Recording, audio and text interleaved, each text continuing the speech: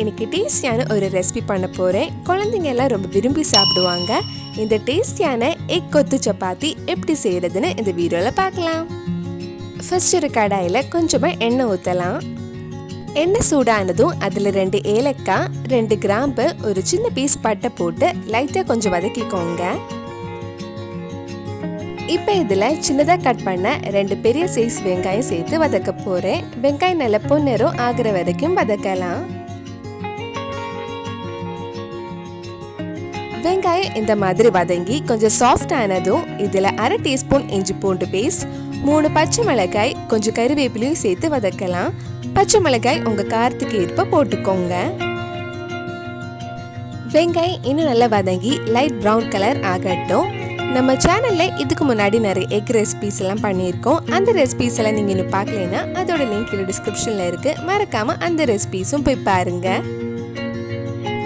வெங்காயம் நல்லா வதங்கினதும் இதில் மற்ற மசாலா ஆட் பண்ணலாம்.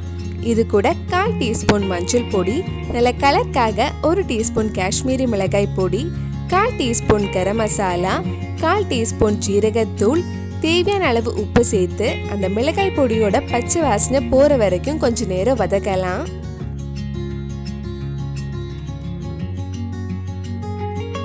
பச்சை வாசனை எல்லாம் போனதுக்கு அப்புறம் இது கூட சின்னதாக கட் பண்ண ஒரு தக்காளி சேர்த்து வதக்கலாம். தக்காளி நல்லா வெந்து கொஞ்சம் சாஃப்ட் ஆகுற வரைக்கும் வதக்கிக்கோங்க.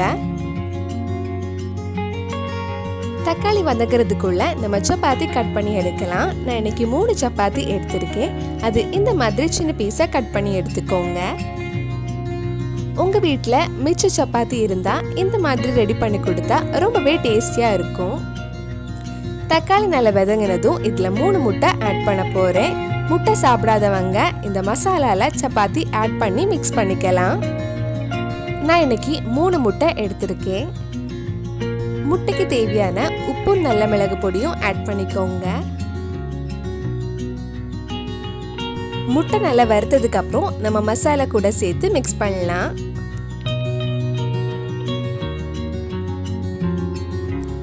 முட்டை மசாலா கூட சேர்த்து நல்லா மிக்ஸ் பண்ணதுக்கு அப்புறம் நம்ம கட் பண்ணி வச்சிருக்கிற சப்பாத்தி இதில் போட்டு லோ ஃப்ளேமில் ஒரு 2-3 நிமிஷம் நல்லா மிக்ஸ் பண்ணிட்டே இருங்க.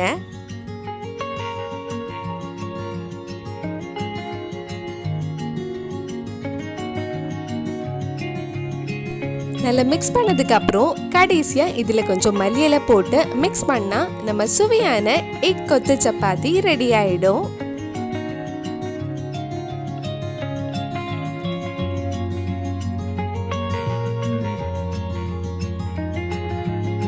சுவையான எக் கொத்து சப்பாத்தி ரெடி ஆயிடுச்சு.